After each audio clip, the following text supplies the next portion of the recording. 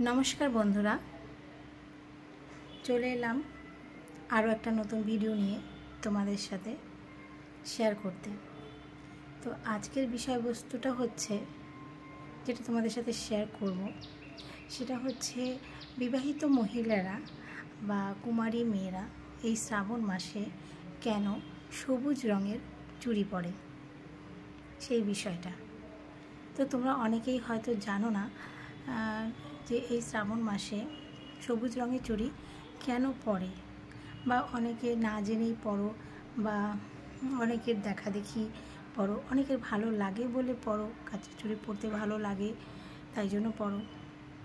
তো এই সবুজ রঙের চুড়ি পরার পিছনে বিশেষ একটা তাৎপর্য আছে, সেটাই আজকে আমি তোমাদের সাথে শেয়ার করব। হয়তো তোমরা অনেকেই এটা জানো, আর যারা জানো তাদের এই ভিডিওটা না দেখলেও চলবে, আর যারা জানো না তারা এই ভিডিওটা দেখো, ভালো লাগলে ভালোবাসা অবশ্যই দেবে। তো চলো তোমাদেরকে বলি কেন এই শ্রাবণ মাসে সবুজ চুড়ি পরা হয়।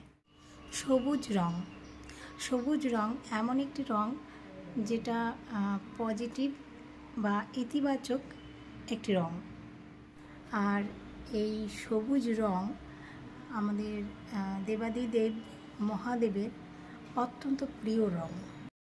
আর এই শ্রাবণ মাসকেই আমাদের মহাদেবের জন্মমাস বলে আমরা জানি।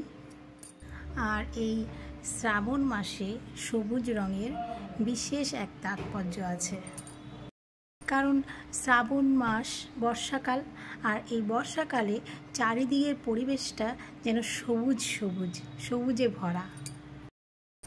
আর এই সবুজ রং, সবুজকে সুখ ও সমৃদ্ধির প্রতীক বলা হয়। আর শ্রাবণ মাসে সবুজ চুড়ি পরলে সৌভাগ্য উদয় হয়, এরকমই বলা হয়ে থাকে।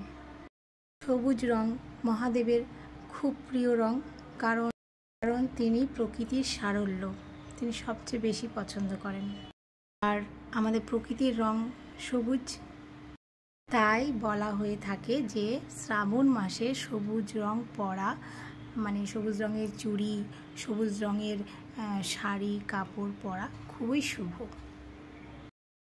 এই জন্যই শ্রাবণ মাসে শিব ও মাতা পার্বতীর আশীর্বাদ পাওয়ার জন্য মেয়ে বা বিবাহিত মহিলারা সবুজ চুড়ি পরে থাকে। ভিডিওটা যদি ভালো লেগে থাকে তাহলে অবশ্যই ভালোবাসা দিও।